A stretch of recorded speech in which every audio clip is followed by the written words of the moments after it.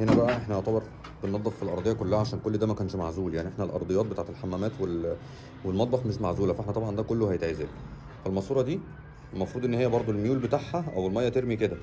هي في الوقت الحالي الميه راميه كده، فطبعا مش صح. فاحنا هنغيرها ونعملها وهنغير الماسوره نفسها عشان حتى تبقى ماسوره تعيش، ما تبقاش ماسوره ضعيفه زي دي، لان دي وارد ان هي تتكسر في اي وقت. تمام. والقعده دي هتترحل هنا ويبقى الحوض مكانه، والسخان هيبقى فوق الحوض هنا على اليمين، والشاور جوه زي ما هو موجود.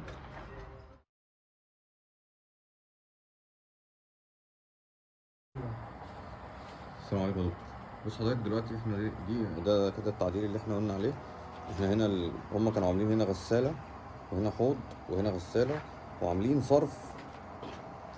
يعني الغسالة بترمي على الصرف اللي رامي عليه الحوض، على الصرف اللي رامي عليه الغسالة التانية، ماشيين على ماسورة طالعة لبره.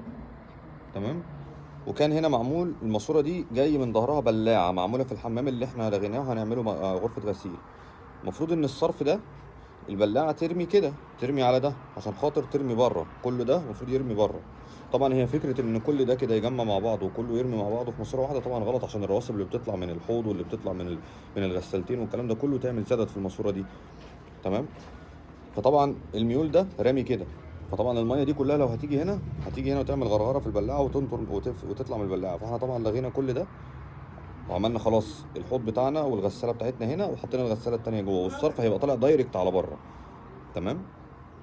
ده كده بخصوص المطبخ. انا برضو باكد على فكره ان المواسير اللي معموله في الارض ايه الغلطات اللي موجوده فيها وايه اللي احنا بنحاول نعالجه، يعني بقلل الخسائر ان شاء الله. تمام. فكده كل الماسوره دي ده طبعا غلط جدا ان هو يبقى معمول بالمنظر ده، ان هو يبقى معمول كده وكل ده رامي على بعضه وكله رامي على خط.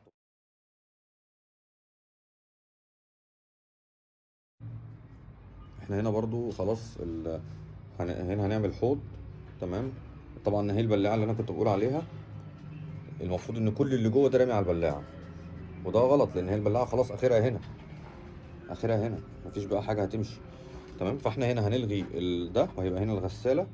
تمام. وهنعمل حوض، يبقى الحمام هيبقى فيه حوض وفيه الغسالة.